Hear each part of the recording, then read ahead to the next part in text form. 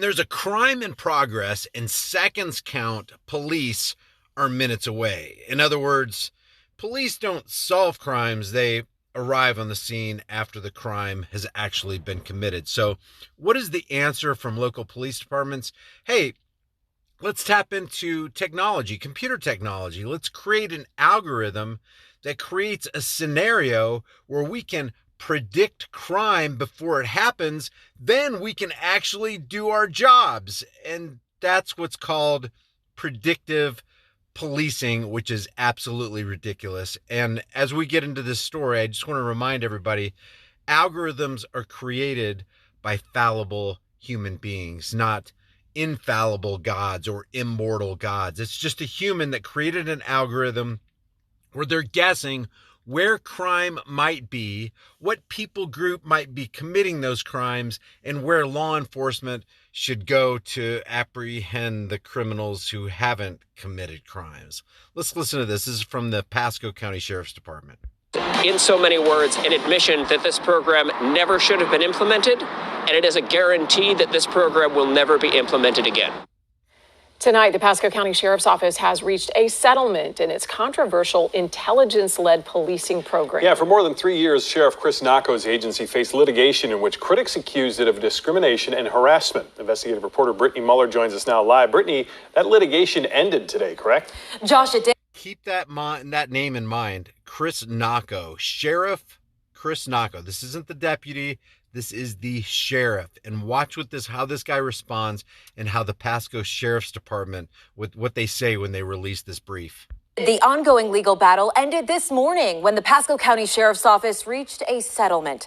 The plaintiff's attorneys claim the settlement is an admission of wrongdoing, but the Sheriff's Office says this is strictly a financial decision that was best for the taxpayers who fund the agency's operations.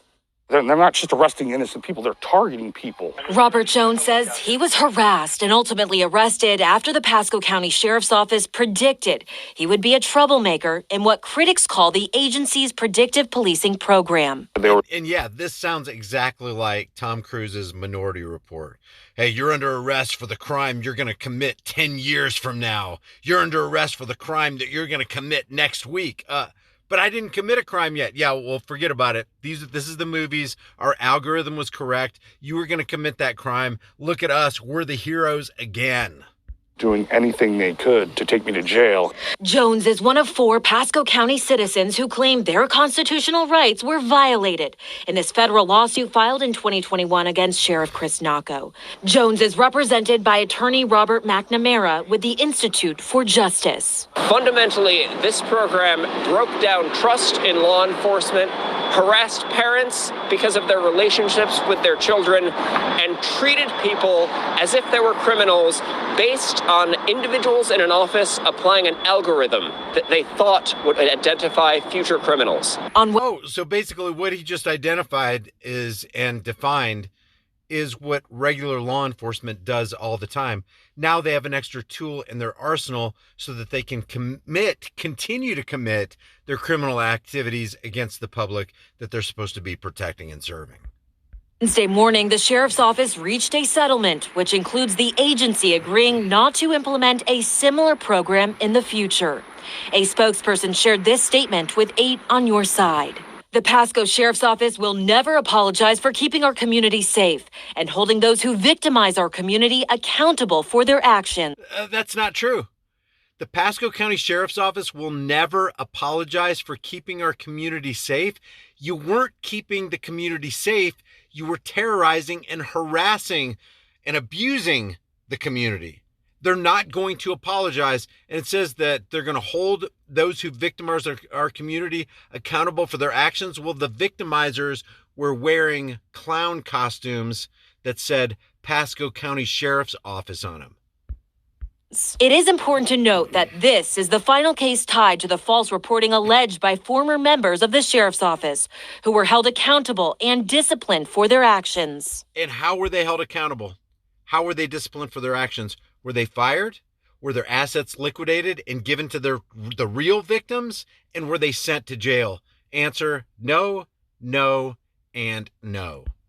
What happened here today should send a message to law enforcement across the country that in the United States, we punish people after they've been convicted of a crime. We don't punish people because we've decided they might commit a crime in the future. Now, those four families will receive a total $105,000 settlement. The Pasco County Sheriff's Office. The four families will receive a total of $105,000 settlement. That is nothing. The Institute for Justice went to bat for these four families, and they ended up winning. But how much time did it take? This is from 2021. It is almost 2025. They've drugged this out in the courts. How much time and laboring energies did the Institute for Justice have to spend to bring justice? And this isn't really justice because the sheriff's office isn't really apologizing. As a matter of fact, they're saying we will never apologize for trying to keep our community safe. You weren't keeping the community safe. You were doing the exact opposite. And another thing about this algorithm, it's like they call it predictive policing or crime stopping software. Why didn't if the algorithm is so smart, if it's actually artificial intelligence, then why wasn't it able to pick up on the fact that the Pasco County Sheriff's Office was about to commit mass crimes in the name of protecting and serving the people? It says this is a minimal settlement agreement and is significantly lower than anticipated attorney costs for trial, which could have reached millions of dollars. The settlement will be paid for by the Florida Sheriff's Association Risk Management Fund. The Sheriff's Association Risk Management Fund, where do those funds come from? Possibly from civil asset forfeiture, which means legalized armed robbery. I just want to show you, there was another report here from the Institutes for Justice. It says, case closed, Pasco County Sheriff admits predictive policing program violated Constitution. That's not how it was framed in the news bulletin coming out of the Sheriff's Department. Here's what the statement reads. For more than 3 years, the Pasco County, Florida Sheriff vigorously resisted a federal lawsuit brought by the Institute for Justice. And why would they vigorously resist something that is clearly anti-First Amendment, anti-Fourth Amendment? You have the right to be secure in your person's houses, papers, and effects. And the Pasco County Sheriff's Office said, well, the algorithm tells us right now that you don't have that right anymore. You've given up those rights because our algorithm says that they're predicting that you're going to commit crimes in the future. So we're just going to go ahead and take you into custody right now. These are evil people. They should not have positions of power over other people. It says it was a challenging and controversial policing program that resulted in repeated harassment of children and their families. Today, on the eve of the trial, the sheriff capitulated, admitting the program resulted in repeated constitutional violations and pledging that it will never resume.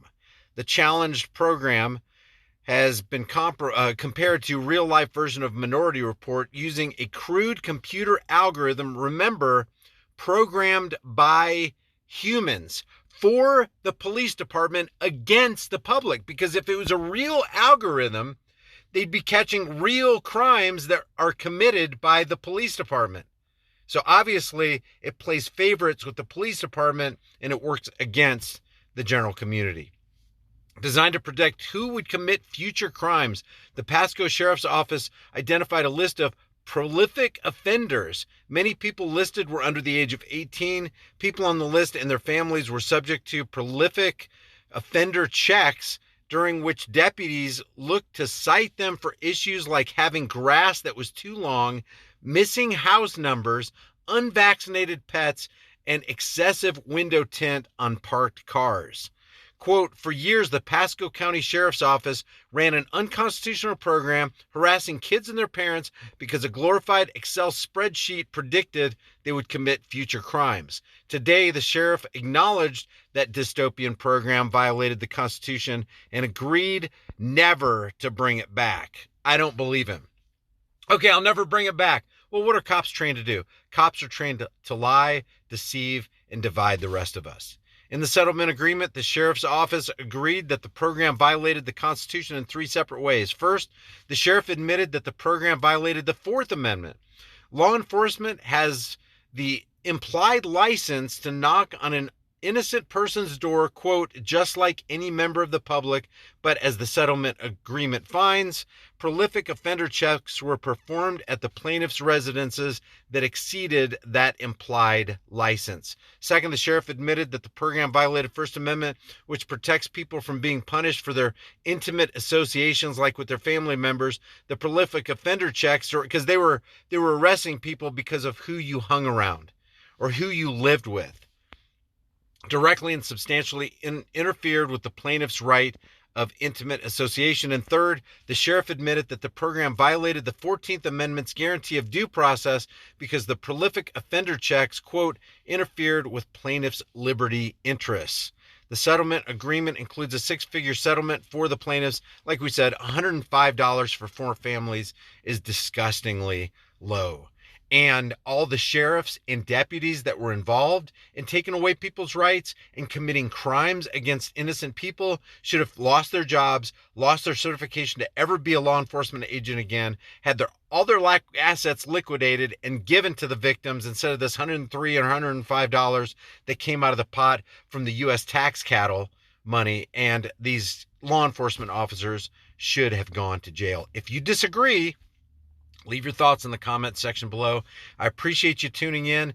If you haven't done so already, please take the time right now to subscribe right now, hit the bell notification icon, leave a comment, like this video, share this video. That's the only way we can beat the algorithm. Obviously, there are a lot of people in this space are getting messed with the YouTube algorithms, and I appreciate it when you guys spend the time to engage. I will see you in the next video.